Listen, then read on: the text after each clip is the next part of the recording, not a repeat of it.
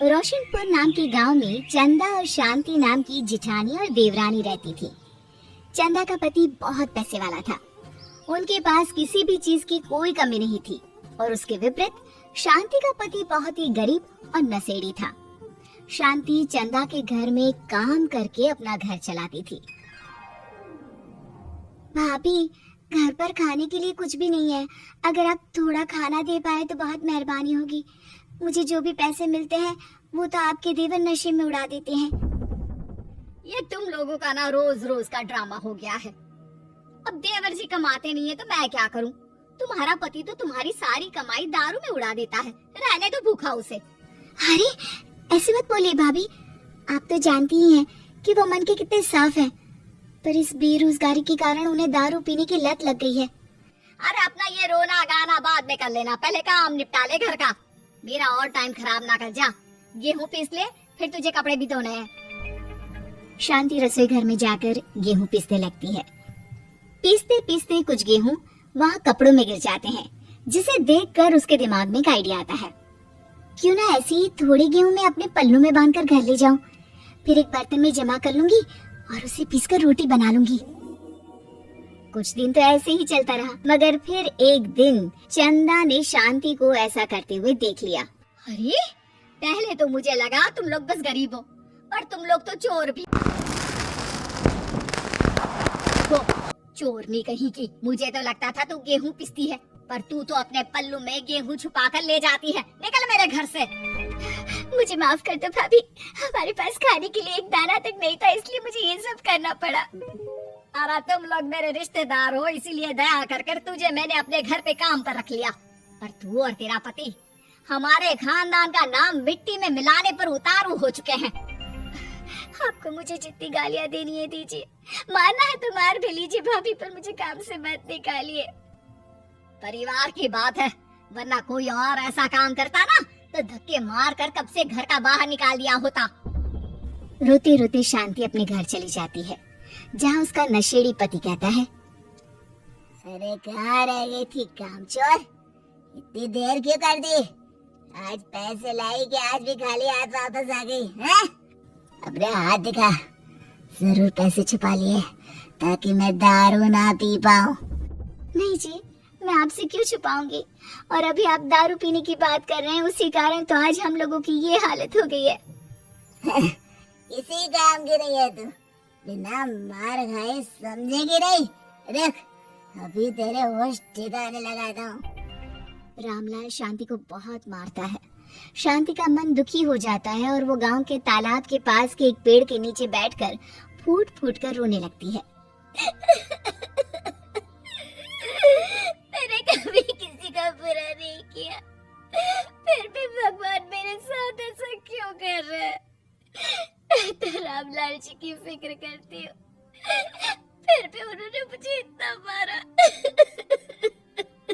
तभी उसे एक आवाज सुनाई देती है, रोने की कोई जरूरत नहीं है बेटी, चिंता क्यों करती हो? ये आवाज कहाँ से आ रही है? शांति अपने आसपास देखती है, उसे कोई नहीं दिखता। वो ऊपर देखती है, जहाँ उसे एक छोटी सी परी दिखती है। आप कौन है? आप तो कोई परी लगती है।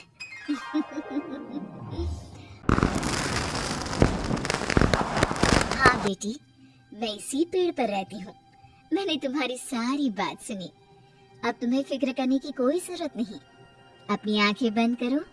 शांति आंखें बंद करती है और जादुई परी अपनी छड़ी घुमाती है। उसकी छड़ी घुमाते ही पेड़ के सारे पत्ते सुनहरे रंग के हो जाते हैं। परी उनमें से एक पत्ता तोड़ लेती है और फिर से अपनी छड़ी घुमाती है, जिसके कारण सारे पत्ते पहले की तरह साधारण से दिखने लगते हैं। आंखें खोलो बेटा। लो, इस पत्ते को ले जाकर अपने तकिए के नीचे रख देना। ये तो एक साधारण पत्ता है, इससे क्या होगा? ठीक है, अगर आप कहती हैं तो मैं इसे रख लेती हूँ। शांति उस पत्ते को लेकर अपने घर जाती है और अपने कमरे में तकिए के नीचे रखकर सो जाती है। सपने में उसे वही पेड़ वाली जादुई परी दिखाई देती है। बोलो शांति, क्या चाहिए तुम्हें? मैं चाहती हूँ हम बहुत अमीर हो जाए और मेरे पति नशा करना छोड़ दें, उन्हें कोई काम भी मिल जाए। कल जब तुम सुबह नींद से जागोगी, तुम्हारी इच्छा पूरी हो गई होगी। अगली सुबह शांति नींद से जागती है, अपने आसपास का नजारा देखकर चौंक जाती है। उसके बिस्तर पर चारों तरफ सोने चांदी रखे हुए थे। हे भगवान, कहीं मैं सपना तो नहीं देख रही? इतना सारा सोना, वो भी मुझ गरीब के पास। रामलाल जी को बताती हूँ, वो बहुत खुश होंगे। शांति जैसे ही कमरे के बाहर जाती है, वो देखती है कि रामलाल सूट बूट पहने काम के लिए बाहर जा रहा होता है। मुझे शहर में एक नौकरी मिल गई है शांति, मुझे आने में देर हो जाएगी, घर का ध्यान रखना। और इस तरह शांति बहुत अच्छा जीवन बिताने लगती है। उसके पास अब किसी भी चीज की कमी नहीं रह जाती। रातों रात शांति के पास आए इतने पैसों को देखकर उसकी जेठानी उससे पूछती है, अरे क्यों रे शांति, कहीं बड़ा हाथ मारा है क्या? अचानक तुम लोगों के पास इतना पैसा कैसे आ गया? नहीं नहीं भाभी, ये सब तो जादुई परी के दिए हुए पत्ते का कमाल है। शांति जादुई पत्ते के बारे में सारी बात चंदा को बताती है, जिसे सुनकर चंदा के मन में लालच आ जाता है और वो झूठ मूठ रोते हुए उसी पेड़ के नीचे जाती है जहाँ उसके रोने की आवाज सुनकर जादुई परी कहती है, क्या हुआ बेटा, क्यों रो रही हो? मैं बहुत गरीब हूँ, मेरे पति मुझे बहुत मारते हैं, अब मैं जीना नहीं चाहती। चिंता मत करो बेटा, अपनी आंखें बंद करो। जादुई परी चंदा को